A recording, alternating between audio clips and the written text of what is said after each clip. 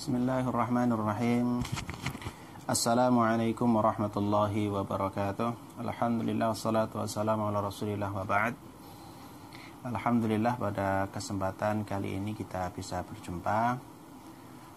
Insyaallah kita akan melanjutkan tafsir surat Al-Ali Imran ayat yang ke-17. Tapi sebelum kita lanjutkan ke ayat yang ke-17, kita ingatkan bahwa Allah Subhanahu wa ta'ala sudah memberikan informasi kepada kita, ilmu pengetahuan kepada kita berkenaan dengan orang-orang yang diridhoinya. Orang yang mendapatkan ridha dari Allah Subhanahu wa ta'ala itu merupakan kemuliaan dan juga sebuah anugerah yang Allah berikan hanya khusus kepada orang-orang yang memang dipilih oleh Allah, yang memiliki kemampuan yang tidak dimiliki oleh hamba-hamba Allah yang lainnya. Kemudian di ayat 16 Allah Subhanahu wa ta'ala juga memberikan mengawali ciri bagi orang yang mendapatkan ridho itu adalah alladzina yaquluna rabbana innana amanna faghfir lana dzunubana wa qina adzabannar. Yaitu orang-orang yang yaqulun berkata, Rabbana ya Rabb kami innana amanna, sesungguhnya kami adalah orang-orang yang telah beriman kepada Engkau, faghfir lana, maka ampunilah kami seluruh dosa-dosa kami, wa qina adzabannar, dan hindarkanlah atau peliharalah kami dari azab neraka. Kemudian Allah melanjutkan ciri bagi orang-orang yang mendapatkan ridho dari Allah Subhanahu wa ta'ala. Dan ridho itu tidak akan pernah didapat kecuali kalau hamba itu adalah melakukan amal soleh. Dan amal soleh itu tidak akan diterima oleh Allah kecuali dengan didasari dengan keimanan. Sehingga nanti urutannya adalah harus beriman dulu kepada Allah, kemudian mengoptimalkan amalan-amalan solehnya. Dan kita tahu dalam amalan soleh itu tidak cukup hanya sebatas banyak atau kuantitasnya, tapi juga harus diperhatikan kualitasnya. Justru amal yang soleh itu yang dituntut adalah yang harus diperhatikan itu kualitasnya, bukan kuantitas. Maka ketika Allah mengatakan alladzi khalaqal mauta wal hayata liyabluwakum ayyukum ahsanu amala, kata Allah, kami telah menciptakan, menghidupkan dan mematikan manusia itu sebagai ujian bagi mereka untuk melihat siapa di antara mereka yang paling baik amalnya, bukan yang terbanyak. Nah, karena ada iman dan ada amal, itulah bisa didefinisikan dengan orang yang bertakwa. Jadi orang bertakwa itu hatinya beriman, amalnya beramal yang soleh. Itu namanya bertakwa. Kemudian ayat 17 Allah katakan as-sabirina was-sadiqina wal-qanitina wal-munfiqina wal-mustaghfirina bil ashar.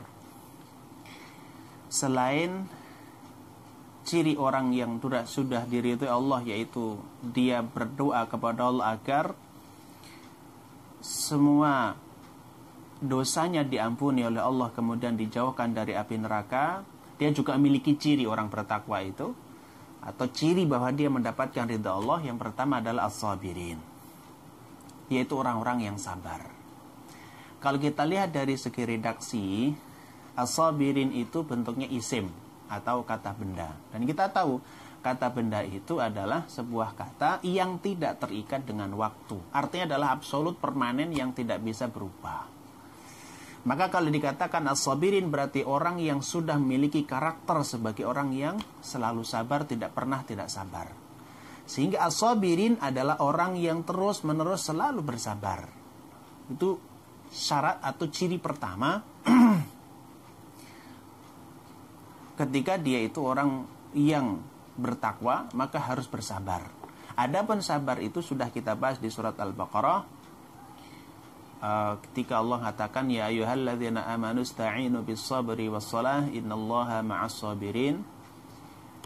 sabar itu bukan berarti pasrah. Kemudian ketika ada ujian, musibah atau cobaan, kemudian tidak ada usaha, itu bukan sabar. Itu namanya pasrah, dan Islam tidak menginginkan hal itu.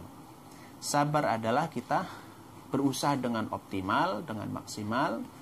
Kemudian kita bersabar atas apapun hasil dari yang sudah kita usahakan itu. Kalau ada orang yang sakit, ya harus berusaha ke dokter, minum obat, dan seterusnya. Setelah itu tawakal kepada Allah. Itu namanya bersabar. Adapun sabar ini di dalam Islam sekali lagi ada 3 hal. Yang pertama as-sabru ala ta'atillah, yaitu sabar dalam ketaatan kepada Allah. Jadi sabar itu ada 3 tadi ya. Sabar menjalankan perintah Allah atau dalam hal ketaatan. Taat perlu sabar. Bagaimana tidak sabar ketika kita enak-enaknya tidur suruh bangun untuk qiyamul lail, enak-enak tidur kita harus bangun untuk sholat subuh, lagi kerja hetik-hetiknya kerjaan itu kita harus sholat zuhur, sholat asar, capek-capeknya kita harus sholat maghrib dan sholat isya dan seterusnya. Sehingga melakukan ketaatan perlu kesabaran. Itu penting banget, sabar dalam melakukan ketaatan kepada Allah. Yang kedua, sabar dalam maksiatillah, sabar terhadap maksiat kepada Allah. Artinya kita harus bersabar meninggalkan seluruh macam atau seluruh yang dilarang oleh Allah Subhanahu wa taala berupa kemaksiatan. Sabar dalam meninggalkan kemaksiatan itu merupakan kesabaran yang akan menimbulkan kita ringan meninggalkan seluruh yang dilarang oleh Allah. Dan kita yakin semua yang dilarang pasti memiliki dampak negatif. Itu yang kedua. Yang ketiga, kita juga harus bersabar ala qadarillah, yaitu takdir menghadapi sabar menghadapi takdir Allah Subhanahu wa taala, terutama adalah takdir itu yang memang secara fitrah kita tidak menyukai atau yang kita sebut dengan musibah.